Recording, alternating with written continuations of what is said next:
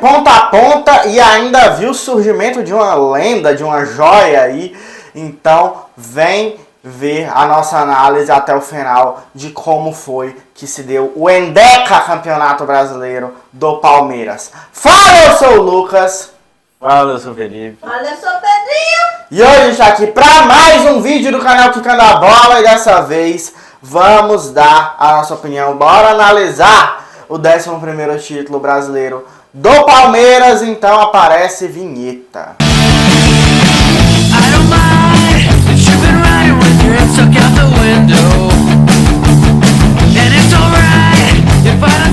Vamos começar falando sobre como foi dominante do início ao fim o Palmeiras, né, que dominou de cabo a rabo o Campeonato Brasileiro, não deu brecha em nenhum momento praticamente para outros times tentarem chegar perto. Ali naquela época que tiveram uma sequência de pega o Corinthians que é vice-líder, aí o Corinthians perde, o Flamengo vira vice-líder, pega o Flamengo perde a vice-liderança, pega o Fluminense que virou vice-líder, também não ganha, e nessa fez aumentar a distância pro vice-líder na sequência dessa, e foi assim o campeonato inteiro, sem dar brecha para ninguém. Foi, no caso, o melhor ataque, né? É impossível que alguém passe. Talvez não, o Flamengo, se duvidar, tem chance. O Fluminense também. Mas é pouco provável que alguém passe até o final, mas no momento, indiscutivelmente, é o melhor ataque do Brasileirão, com 63 gols, e é a melhor defesa também. Essa aqui realmente dá pra dizer que não tem nem perigo de alguém conseguir passar. Tipo, teria que levar 9 gols em 3 jogos, o Palmeiras, e o Inter não levar nenhum. Então, 22 gols apenas sofridos em 35 partidas. Isso se chama consistência, isso se chama dominância. Só 2 derrotas no campeonato inteiro para o Ceará e para o Atlético Paranaense.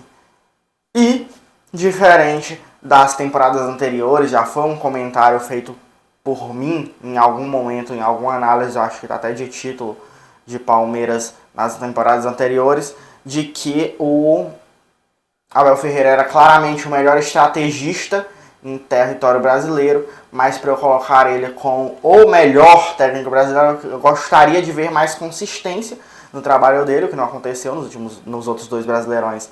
O time derrapou muito mais durante a campanha, e nessa não, o time foi 100% consistente do início ao fim. Então hoje eu coloco sem nenhuma dúvida o Abel no topo dos técnicos que estão dirigindo algum time aqui no Brasil. E foi até meio que o contrário, né? Porque nas Copas deu uma derrapada, apesar de que eu acho que bem menos em relação às derrapadas que dava no Brasileirão antigamente.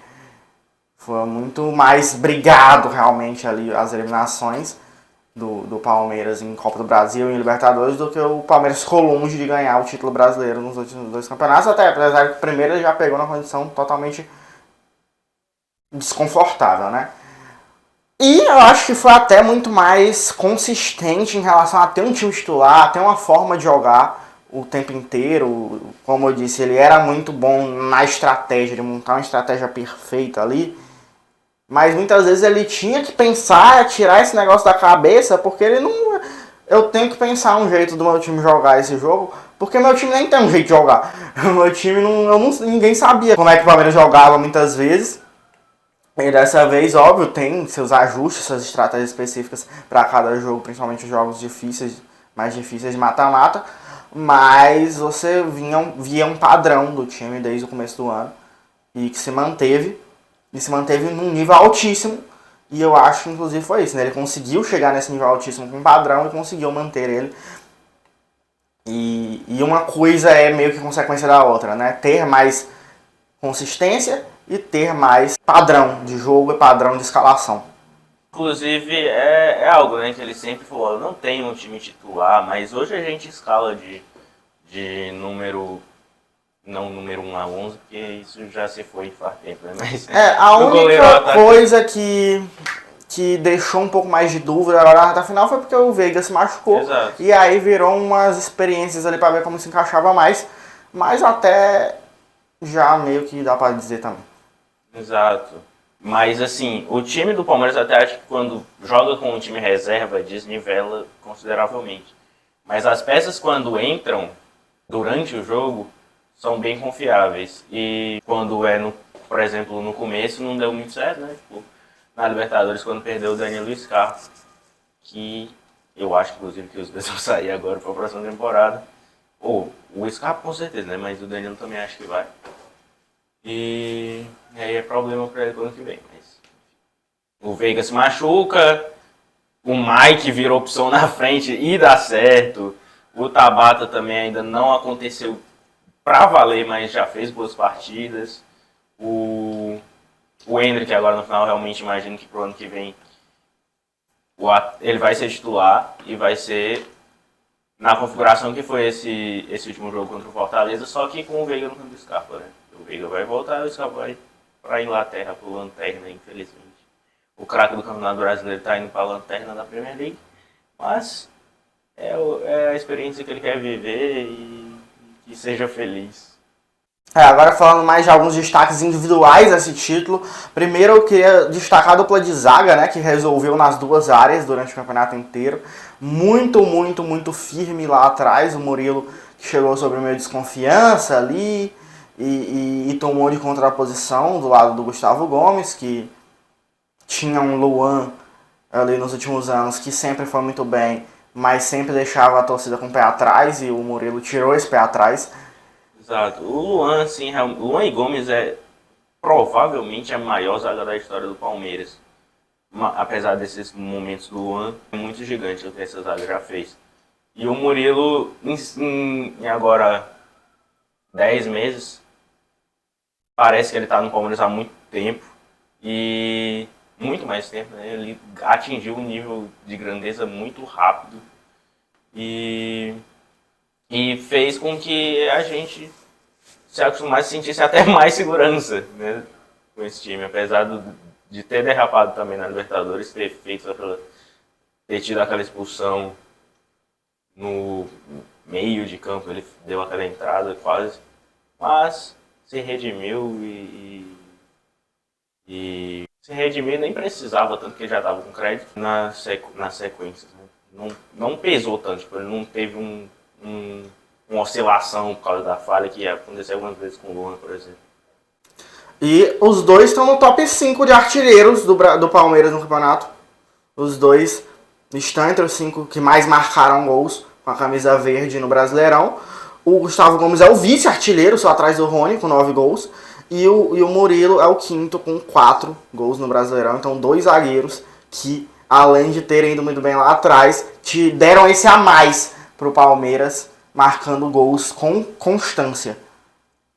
Pois é, apesar de ser sobre o brasileiro, né, se for contar o ano inteiro, tem mais de 20 gols a zaga do Palmeiras, até contando com um golzinho do Luan. Acho que fica com 11 pro Gomes, 10 pro Murilo e 1 pro Luan, se não me engano é isso. Pois é, e tem o Gustavo Scarpa, que o Felipe já citou, que vai se embora. Foi o craque do campeonato, acho que ninguém discute isso, vai. Só vi gente falando do Cano, porque ele realmente fez muito gol, mas eu acho que é o Scarpa mesmo assim. Artilheiro é o Cano, fez muito gol, artilheiro é o Cano, o craque é o Scarpa. Um jogador que demorou para engatar no Palmeiras, né? E quando chega no seu auge, vai sair do time para a Premier League, né? Jogar no Nottingham Forest, mas sai levantando taça, sendo o melhor jogador do campeonato com sobras. E mais um caso, como vários outros, como o próprio Rafael Veiga, que a gente já falou aqui no vídeo, que deu muito resultado pro Palmeiras, mais tarde do que se esperava, mas deu muito resultado pro Palmeiras. O Dudu, que voltou no ano passado, que veio e foi mais do mesmo do que ele sempre foi, assim, eu acho o Dudu um pouco menos jogador do que o Felipe, mas, assim, eu acho que às vezes poderia ter um pouco mais de consistência. Eu acho que ele é muito genial e muito importante, sendo genial, vários títulos aí Palmeiras que ele empilhou, mas quase nunca ele não tem um período do ano em que ele tá meio, pelo menos, apagado. E eu acho que isso aconteceu. Tiveram momentos nesse ano que a gente nem ouvia falar de Dudu, apesar de ele estar de titular lá no time, e Eu acho que a diferença desse ano é que a gente não ouvia o povo falar mal também. Muitas vezes nos anos anteriores a gente ouvia falar muito mal do Dudu, em alguns períodos do ano, e em outros falando muito bem. Nesse momento a gente teve os períodos falando muito bem e outros que a gente nem ouvia o nome dele.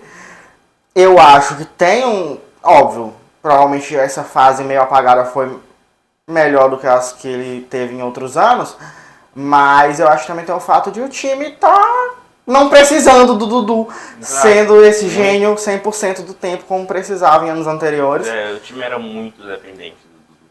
Apesar de que nesse ano, por exemplo, todos os jogos do campeonato o Dudu jogou, mas não necessariamente o time foi dependente dele.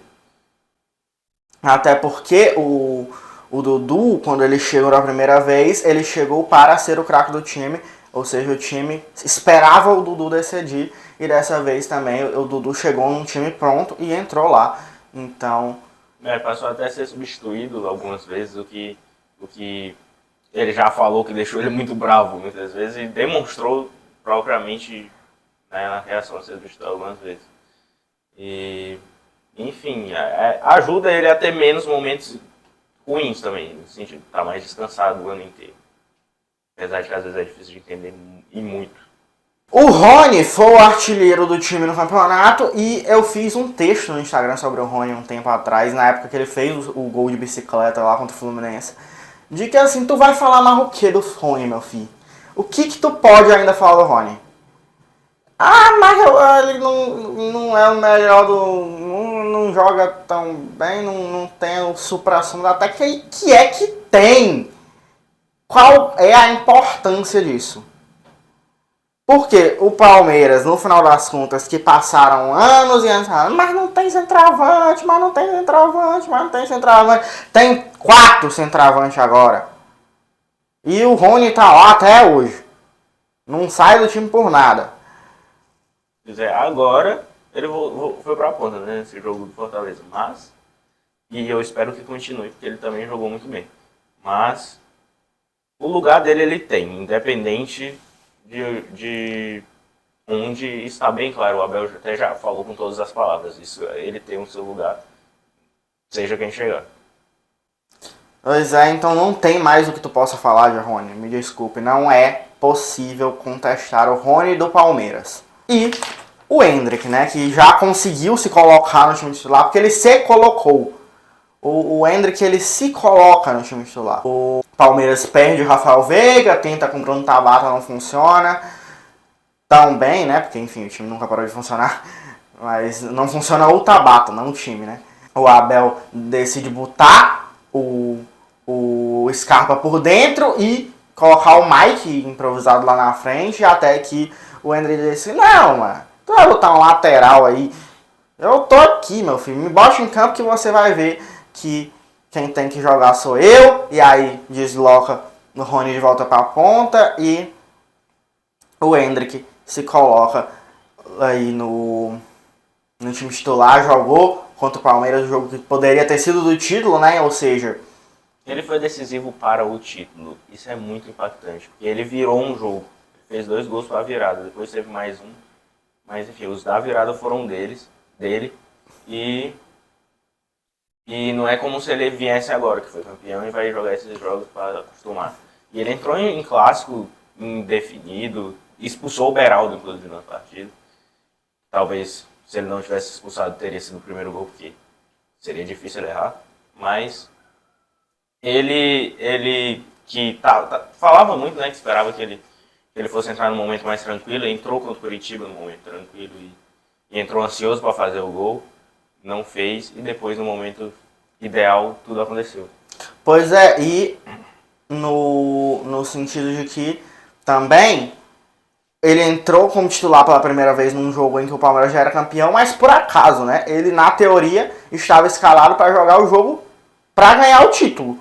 Ou seja, ele foi escolhido por Abel como a melhor opção para jogar o jogo que o Palmeiras teria que ganhar para ser campeão. Então, já mostra como ele já se colocou nesse patamar com bola jogada dentro de campo. E a gente falou que o Murilo era o 5º artilheiro do time no campeonato, o Endrick é o 6º, tendo jogado só essa reta final aí, só um jogo de titular. é empatado com um bocado, né? Com o Mike também tem 3 gols, Rafael Veiga também tem 3 gols e o Zé Rafael também tem 3 gols. Mas só existem 5 jogadores no elenco do Palmeiras que fizeram mais gols que o Endrick nesse Brasileirão. E o Endrick estreou depois da 30ª rodada. E bem depois. Exato. Se você fosse ver no campeonato comum geral, ele tem muito. Ele tem muito não, né? Tem mais gols do que muito. Investiu muito. Tem muito jogador aí importantíssimo para os seus clubes, mais que o Renato Augusto, por exemplo, do Corinthians. É um exemplo que eu sei agora, mas com certeza tem mais. E esse negócio do Abel, né?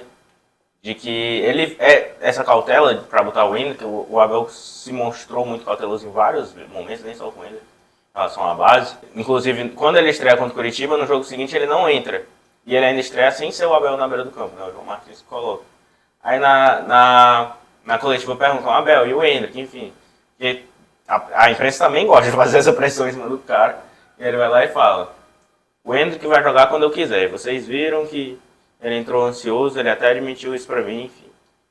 E aí, depois ele entra no Clássico, entra contra o Atlético Paranaense, faz o que faz. E aí o Abel vem na coletiva e diz, na hora do primeiro gol, o Gustavo Gomes corre em minha direção e fala, tá vendo, Abel, o menino tá pronto. Então realmente era algo que ele tava ali, cauteloso, e várias pessoas enxergavam que coloca esse menino.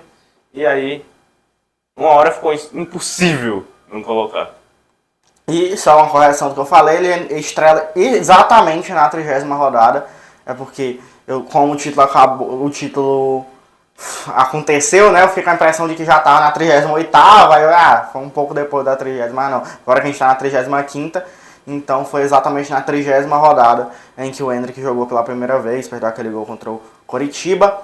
E depois deu no que deu, importante numa reta final de título do Palmeiras, só com 16 anos. Esse é o que ele fez na reta final do ano de estreia, tendo só 16 anos. Ele já tem uma importância na história do Palmeiras. Exato. Imagina o que ele vai fazer até acabar a carreira dele.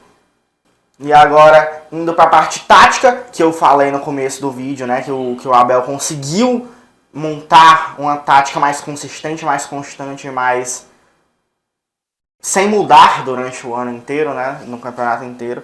Ele joga marcando um 4-4-2, com o meia ali do lado do Rony, fazendo a primeira linha ali na frente, né?